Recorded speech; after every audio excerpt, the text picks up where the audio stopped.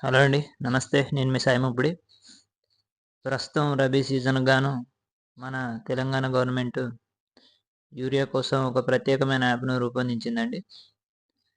అయితే ఇందులో రైతు తనకు కావాల్సిన యూరియా బస్తాలు తన ఇంటి దగ్గర నుంచే తన మొబైల్ ఫోన్‌లో యాప్‌ని డౌన్‌లోడ్ చేసుకొని బుకింగ్ చేసుకోవాల్సి ఉంటది. అందులో అడిగిన విధంగా భూమి యొక్క వివరాలు, పంట వివరాలనేది పూర్తిగా అందులో నమోదు చేసి, ఎంత మనకు యూరియా కావాలనేది నమోదు చేసి బుక్ చేసుకోవాల్సి ఉంటది. బుక్ అయినట్టుగా మనకు మొబైల్‌కు ఎస్ఎంఎస్ లాంటిదొస్తదండి. అది ఎస్ఎంఎస్ వచ్చాక 24 గంటల్లోపు మనం దగ్గరలో ఉన్న డీలర్ లేదా సొసైటీ దగ్గరికెళ్ళి మనం యూరియా బస్తాలు తీసుకోవాల్సి ఉంటది. అలాగే మనకు అందులో తెలుస్తదండి ఎంత స్టాక్ ఉన్నది లేదనేది. అయితే ఇంతవరకు బానే ఉంది గానీ, రైతుల దగ్గర అందరి దగ్గర స్మార్ట్ ఫోన్‌లు ఉన్నాయని చెప్పలేం.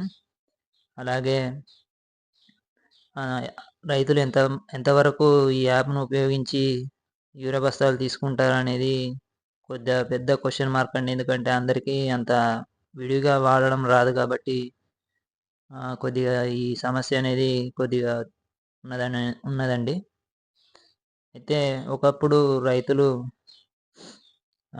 ఆధార్ కార్డులు పట్టుకొని రోజుల తరబడి సొసైటీ దగ్గర లైన్‌లు కట్టి తీసుకునే పరిస్థితి ఉన్నది.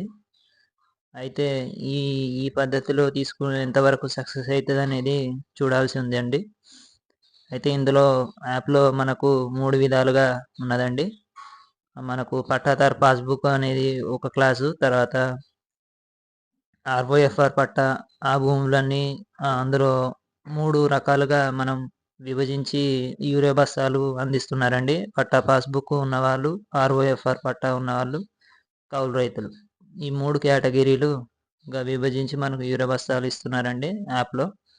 అయితే మనకు రాష్ట్రంలో మిగతా ఈ పట్టా లేదా ఆర్ఓఎఫ్ఆర్ కాకుండా పోడు భూములనేటివి కూడా చాలా వరకు రైతులు సాగు చేసుకుంటున్నారు. మరి వాళ్ళకి ఎలా ఎలా యూరియా లభిస్తదనేది ఒక క్వెషన్ మార్కు. అలాగే రైతులందరూ స్మార్ట్ ఫోను లేని రైతులు కూడా చాలామందున్నారు. మరి వాళ్ళ పరిస్థితి ఏంటనేది ఒక డౌట్‌గా ఉందనిపిస్తుందండి. ఈ విషయంలో మీరేమంటారో మీ ఉద్దేశ్యం ఏందో కింద కామెంట్ చేసి తెలుపగలరండి?